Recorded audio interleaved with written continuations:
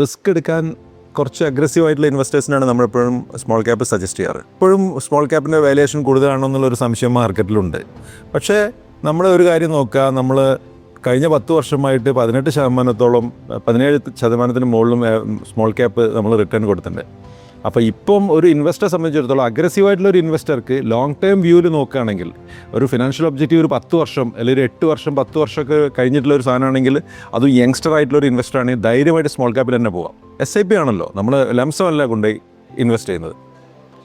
അല്ലാത്ത ആളുകൾ ഇപ്പം കുറച്ച് ഒരു മോഡറേറ്റ് ലെവലിലുള്ള ആളുകൾക്ക് വേണമെങ്കിൽ ലാർജ് ക്യാപ്പ് ഇപ്പോഴും ഓവർ വാല്യൂഡ് ഒന്നല്ല, അണ്ടർ വാല്യൂഡ് ആണെന്നാണ് നമ്മളുടെ ഒരു കോൺസെപ്റ്റ്. അപ്പോൾ ലാർജ് ക്യാപ്പിൽ പോവാം. ഇനി ഇതൊന്നല്ല, എല്ലാ ക്യാപ്പിൻ്റെയും ഒരു ബെനിഫിറ്റ് കിട്ടണം എന്ന് ആഗ്രഹിക്കുന്ന ആൾക്കാരാണെങ്കിൽ ഫ്ലെക്സി ക്യാപ്പ് ആയിരിക്കും കുറച്ചുകൂടി നന്നാവുക. കാരണം ക്യാപ്പിൻ്റെ മാർക്കറ്റിൻ്റെ മൂവ്മെൻറ്റ് അനുസരിച്ച് ഒരു ക്യാപ്പിൽ നിന്ന് മറ്റേ ക്യാപ്പിലേക്ക് അവർ നീങ്ങിക്കൊണ്ടിരിക്കുന്നതുകൊണ്ട് ഫ്ലെക്സി ക്യാപ്പ് ആയിരിക്കും നന്നാവുക.